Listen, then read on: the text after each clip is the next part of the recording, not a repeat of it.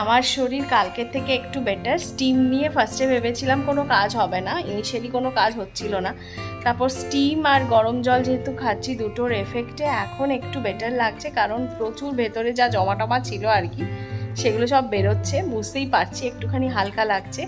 Plus কালকে রাত্রেবেলা বাবা আর জেঠুর পরামর্শে আমি অ্যান্টিবায়োটিক শুরু করে দিয়েছি, কারণ যেহেতু সেই মুসান্নাম থেকে আমার কাশি কমছেই না, মুসান্নাম থেকে ঘুরে আসার পর আমার জ্বর হলো, জ্বর হবার পরে আমার কাশি যে কাশি ধরলো, কাশি ধরে আর কমছেই না। তো সেই কারণে দুজনের সাথে পরামর্শ করেই ভাবলাম যে না অ্যান্টিবায়োটিকটা চালু করেই দিই। তো কারণ আমি অনেক দিন অ্যান্টিবায়োটিক খাই না আর কি, মানে খাই না অ্যান্টিবায়োটিক বলতে গেলে, আমি লাস্ট কবে খেয়েছি মনেও পড়ে না। তো সেই কারণে ভাবলাম যে এটা এতটা লিঙ্গার করানো উচিত নয়, তো চালু করেই দিই। তো যাই হোক, আমি এখন অ্যান্টিবায়োটিক কালকে রাতে থেকে শুরু হয়ে গেছে, তো দেখা যাক, মনে হচ্ছে তো এবার কমে যাবে। এই হলো কি বাবা, আবার সকাল থেকে উঠে দেখি একটুখানি হালকা হালকা গলা ব্যথা করছে, তো জানি না বাবা আমার যে কি হয় ভগবানই জানে। এই হলো কি আমার শরীরের আপডেট। আর আজকে সেরকম রান্না করার কোনো প্ল্যান নেই, তার কারণ হচ্ছে কালকে যে তরকারিটা রান্না করেছিলাম সেটা অনেকটাই আছে, আজকেও হয়ে যাবে, আর কালকে হয়তো আবার রান্না করতে হবে, তো সেই কারণে আজকে ওই দিয়েই খেয়ে নেব। আর শুধুমাত্র দুপুরবেলা করে নেবো, একটুখানি মেটে আছে চিকেনের, তো উদালক খুব মেটে খেতে পছন্দ করে, তো সেই জন্য একটুখানি মেটে রান্না করে নেব, ব্যাস। মেটে হলেই আমার মোটামুটি আজ আর কাল ওটা দিয়েই চলে যাবে। আর প্লাস যেহেতু এটা ফেস্টিভ একটা উইক যাচ্ছে, তো এরকম তারপর যদি কিছু মনে হয় আরও কিছু রান্না করব, যেমন কালকে রাত্রে মনে হয়েছিল যে ময়দাটা আছে লুচিটা করে দিই, তো সেরকম যদি কিছু মনে হয় তাহলে সেরকমভাবে আবার এগোবো আর কি। আদারওয়াইজ তো এরকমই মোটামুটি প্ল্যান। তো চলো তোমরা দেখতে থাকো, এভাবেই দিনটা শুরু করছি। এখন আমি মেশিনে অনেক দিন 2-3 দিন জামা কাপড় দেওয়া হয়নি, তো জামা কাপড় দিয়েছি কাচতে, এরপর কাচা হয়ে গেলে মিলে দেবো। তো চলো এভাবেই দিনটা শুরু করছি, আর তোমরা সবাই সাথে থেকো আর সাবস্ক্রাইব করো, যারা যারা এখনো পর্যন্ত সাবস্ক্রাইব করনি তারা ঝটপট সাবস্ক্রাইব করে আমার সাথে থাকো। চলো, আমার এখানে মেটের তরকারি বসে গেছে। এটা কিছু না, জাস্ট জিরে ফোড়ন দিয়ে পেঁয়াজ আদা রসুন কষিয়ে, যদি টমেটো থাকে টমেটোও কষাতে পারো, কোনো অসুবিধা নেই, কষিয়ে নিয়ে তারপরে মেটেগুলোকে আইদার পিস পিস করে, নয়তো যদি ছোটো সাইজেরই হয় তাহলে ছোটো সাইজেরই একসাথে দিয়ে ভালো করে কষিয়ে নিয়ে পরিমাণ মতন জল দিয়ে, বা শুকনো শুকনো খেলে নুন মিষ্টি অ্যাডজাস্ট করে দিলেই হয়ে যায়। আর হলুদ আর লঙ্কা গুঁড়োও দিয়েছি, ব্যাস। এটা খুবই সোজা রেসিপি, এটা খুব তাড়াতাড়ি হয়েও যায়, মানে 10-15 মিনিটের মধ্যে রান্না হয়ে যায়, কারণ মেটে সিদ্ধ হতে খুব কম সময় নেয়। আর যদি কেউ চাও তাহলে ওপর থেকে একটু লেবুর রসও ছড়িয়ে দিতে পারো, খুব ভালো লাগে। তো এই হলো আমার মেটের তরকারি। আর এখানে লুচির মাছ বসে গেছে, আর মিলেটও প্রায় রেডি, স্যালাড কাটা হয়ে গেছে। উদ্দালককে স্যালাডটা দিয়ে দিলাম, কারণ দেরি হয়ে গেছে যথারীতি।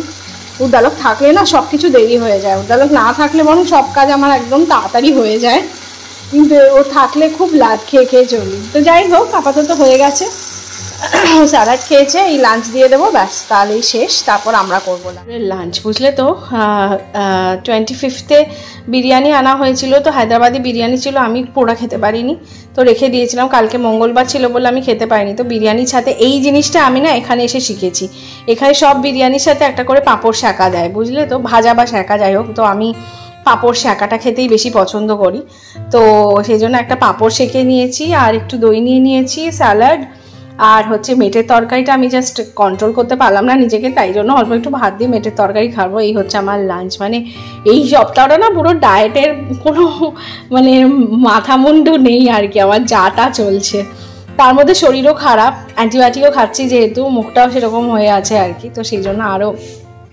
মানে খাবারের প্রতি ক্রেভিংটা বেড়ে গেছে আর কি। এই লাঞ্চ করে নিয়ে আমি কাপড়গুলো মেললাম, আজকে কাপড় মিলতে একটু দেরি হয়ে গেছে, কারণ যাই না, রান্না করতে গিয়ে দেরি হয়েছে, তারই কাপড় মিলতেও দেরি হয়ে গেল। আর এবারে একটুখানি রেস্ট নেবার আগে যেটা করব সেটা হচ্ছে, আমি আজকে পিকে দেখছিলাম, তো খেতে খেতে মাথার কি মনে হলো, ইয়েটা কি বলে, পজ করতে গিয়ে না টিভিটা অফই হয়ে গেল, তো যাই হোক আবার চালু করব। তো তার আগে অবশ্য আমি আর উদ্দালক দেখছিলাম আরোগ্য নিকেতন, পুরনো সিনেমাগুলো আমরা সব এখন রিপিট করছি, নতুন দেখছি না যে এরকম নয়, নতুনও দেখছি, বাট পুরোনোও দেখছি সাথে সাথে, ইউটিউবে আসে আর কি, তো সাথে সাথে ওগুলো দেখি। তো যাই হোক, আমার বাসনগুলো পড়ে আছে, বাসন বিকেলে মাজবো, এমনি কিচেন পরিষ্কার করে নিয়েছি। এখন যেটা করব সেটা হচ্ছে গিয়ে ফ্রিজ থেকে চিকেনটা একটু বের করে রাখবো, কারণ রাতের বেলা, হ্যাঁ বের করে দাও, একটু বের করে রাখি, কারণ কি রাতের বেলা একটুখানি চিলি চিকেন বানাবো হয়তো, সেই কারণে। আর বিকেলে হয়তো একটু বেরোতেও হবে, আমার স্ট্রেপসিলস শেষ হয়ে গেছে। এই সামনের মদিনাতেই যাচ্ছি, কিনবো কিছু টুকটাক 3-4টে জিনিস কিনবো, তাই জন্য লিফটে এখন নামছি।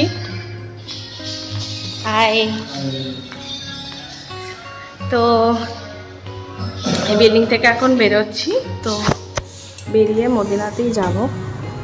মদিনা থেকে, মদিনাটা যেহেতু বাড়ির সামনে হয়, আলমাদিনা, তো সেখানে সেই জন্য আর কি ওখানে গিয়ে নিত্য প্রয়োজনীয় জিনিসগুলো কিনে আনতে খুব সুবিধা। এসে গেছি, কয়েকটা মাত্র জিনিসের টিস্যু পেপার শেষ হয়ে গেছিলো, আর এটা হচ্ছে সবথেকে ইম্পর্টেন্ট স্ট্রেপসিলস।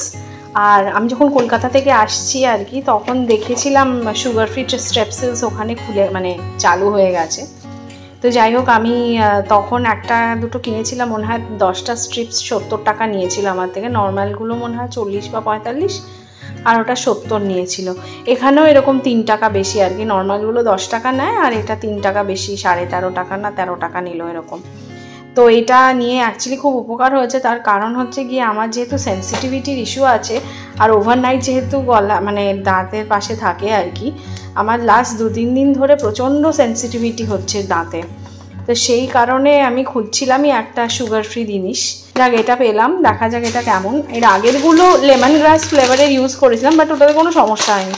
আর এই গোলমরিচ আর কাঁচা লঙ্কা শেষ হয়ে গেছিলো, কাঁচা লঙ্কা। আর একটা খুব ইন্টারেস্টিং জিনিস, যেহেতু চিলি চিকেন বানাবো, আমি সবসময় chilli chicken chilli garlic sauce দিয়ে বানাই, তো একটা চিলি গার্লিক সস দেখে বেশ মনে হলো ভালো আর কি, তো এটা এনেছি। এটা চললে অনেক দিন বেশ চলে যাবে। আর চিলি গার্লিক সস দিয়ে শুধু চিলি চিকেনই না, অন্য অনেক কিছু খাওয়া যায়, আর আমার খুব গার্লিক ফ্লেভার ভাল লাগে, তো এটা পেয়ে খুব ভালো লাগলো, তাই দেখে কিনে ফেললাম। তো চলো এবারে আস্তে আস্তে বিকেলের কাজ শুরু করব, সন্ধ্যাবেলায় কাজ শুরু করব। আজকে আর রাত খাবো না, তাড়াতাড়ি করে কাজ সেরে নেব, সেরে নিয়ে চিলি চিকেন বানিয়ে তোমাদের সাথে কথা বলছি। এখন চিকেনের পিসগুলোকে ক্লিন করে নিয়েছি ভালো করে। তো আমি ঠিক উইথ বোন পিসও নয়, আবার একদম বোনলেসও নয়, এরকম কিছু পিসেস চুজ করে নিয়েছি। নর্মালি কারিকাট থেকেই চুজ করেছি। আর এই যে ইয়েগুলোকে, তোমার ভেজিটেবলসগুলো নিয়ে নিয়েছি, এগুলোও কাটবো আস্তে আস্তে। একটা পেঁয়াজ নয়, আরও একটা পেঁয়াজ লাগবে। তো এটাকে আমি আর ম্যারিনেট করব হচ্ছে আদা রসুন, একটু ভিনিগার, একটু সয়া সস দিয়ে, আর আদা রসুন বাটা দিয়ে এটাকে ফার্স্ট ফেজে আমি ম্যারিনেট করে রেখে দেব। তো এই আমার সমস্ত ম্যারিনেশনগুলো নেওয়া হয়ে গেছে।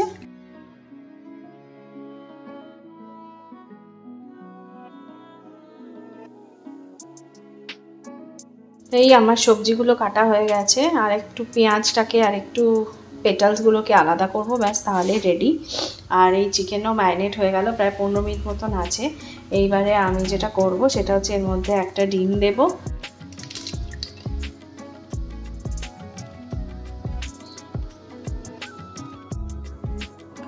তো এই যে এর মধ্যে রয়েছে তোমার ময়দা, অল্প করে কর্নফ্লাওয়ার, এর মধ্যে রয়েছে 2 চামচ মতন ময়দা, 1 চামচ কর্নফ্লাওয়ার, আর 1 টেবিল চামচ মতন আমি গোলমরিচের গুঁড়ো দিয়েছি। নুন দিলাম না, তার কারণ মাংসে আমি অলরেডি নুন দিয়ে ম্যারিনেট করেছি, তাই জন্য।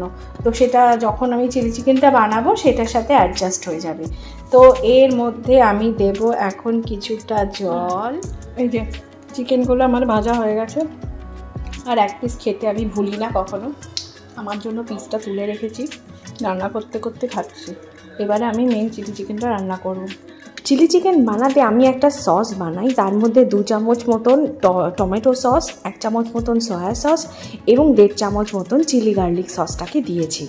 কড়ায় যে তেলটা ছিল, মানে চিকেনের ভাজা তেলটাতেই প্রথমে আমি রসুন কুচি নিয়ে একটু সাঁতলে নিয়েছি, তারপরে কাঁচা লঙ্কা কুচি এবং পেঁয়াজ কুচি নিয়ে ভালোভাবে মিশিয়ে তারপরে ওই সসের মিশ্রণটাকে ঢেলে নিয়ে, এটাই কিন্তু আমার সম্পূর্ণ গ্রেভি।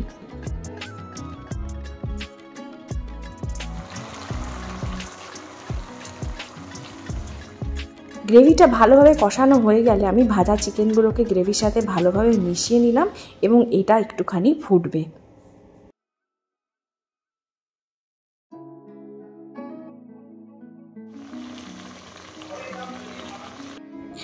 গ্রেভিটা মোটামুটি কুক হয়ে এলে একটা আলাদা পাত্রে তেল গরম করে তাতে রসুন কুচি, কাঁচা লঙ্কা কুচি, পেঁয়াজ পাতা, মানে যেটা হচ্ছে গিয়ে তোমার চাইনিজ পেঁয়াজ পাতা, সেই পেঁয়াজ পাতাটাকে মানে স্প্রিং অনিয়ন, যেটা স্প্রিং অনিয়ন কুচি, এবং তার সাথে পেঁয়াজকে ভালোভাবে ভেজে নিয়ে ঢেলে দেব হচ্ছে ওই গ্রেভিটার মধ্যে। তাতে একটা বেশ চিলি চিকেনের রেস্টুরেন্ট স্টাইল ফ্লেভার দেবে।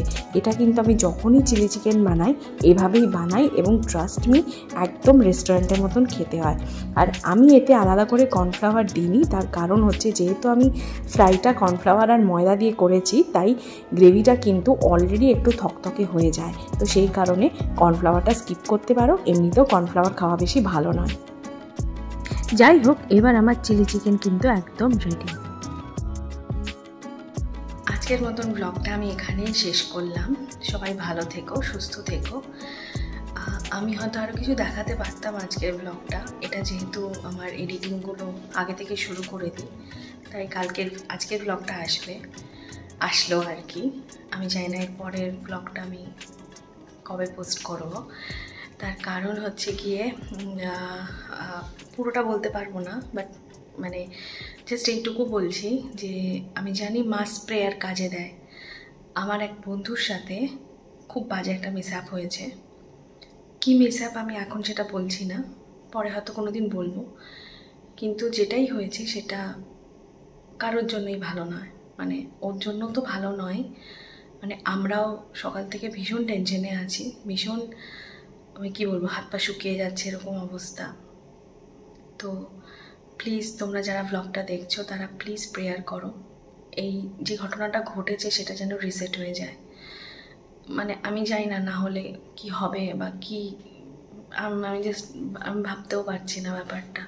মানে সকাল থেকে এত টেনশনে আছি। এই ব্লগটা যখন যাবে, আমি শ্যুট করেছি বুধবারের ঘটনা, আর আজকে হচ্ছে বৃহস্পতিবার রাত্রি, এখন 10টা সাড়ে 10টা বাজে। তো সারা দিন খুব টেনশনে কেটেছে এবং আগামী কয়েকটা দিনও খুব টেনশনে যাবে। তো প্লিজ তোমরা প্রেয়ার করো, যেটাই ঘটেছে, যা ঘটেছে সেটা যেন রিসেট হয়ে যায়, না হলে সত্যি কথা আমি জানি না কী হবে। যাই হোক, সবাই ভালো থেকো, সুস্থ থেকো, আর আজকের ব্লগটা এখানেই শেষ করছি। বাই।